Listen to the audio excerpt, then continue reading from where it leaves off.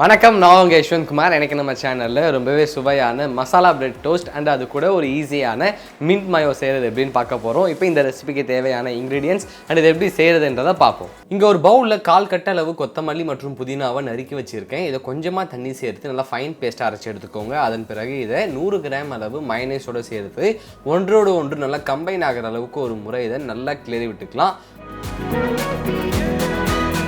அவ்வளோதான், ரொம்பவே ஈஸியான சுவையான மின்ட் மயோ ரெடி ஆகிடுச்சு. இதை எடுத்து ஓரமாக வச்சுருவோம். வேறு ஒரு பவுலில் 3 முழு முட்டையை உடைத்து சேர்த்துக்கிறேன்.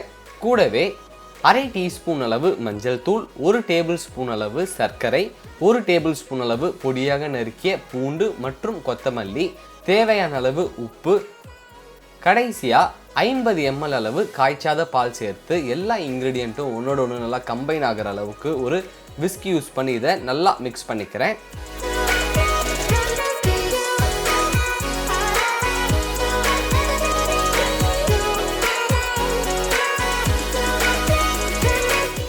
இதை நல்லா மிக்ஸ் பண்ணதன் பிறகு எடுத்து ஓரமாக வச்சுருவோம். இப்போது ஒரு பேன் எடுத்துக்கிறேன். இதில் 1 டேபிள் ஸ்பூன் அளவு பட்டர் யூஸ் பண்ணி கிரீஸ் பண்ணிக்கலாம். வெண்ணெய் நல்லா சூடு ஆனதன் பிறகு ஒரு பிரெட் ஸ்லைஸ் எடுத்து இந்த எக் மிக்சரில் டிப் பண்ணி எக்ஸஸ் எக் இல்லாத மாதிரி ஒரு முறை லேசாக இதை உதறி விட்டு நம்ம ஹீட் பண்ணி வச்சுருக்க தவால சேர்த்துக்கலாம்.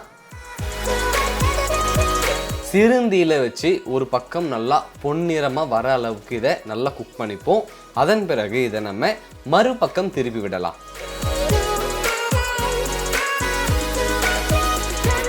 இப்போது இந்த பக்கமும் நல்லா குக் ஆகட்டும், அது வரைக்கும் நம்ம வெயிட் பண்ணுவோம்.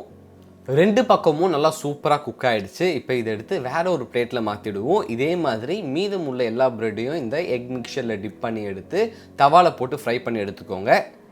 குக் பண்ணதன் பிறகு இதை அழகாக ஒரு பிளேட்டில் போர்ஷன் பண்ணிக்கலாம். அவ்வளோதான், ரொம்பவே சுவையான சுலபமான masala bread toast and mint mayo ready.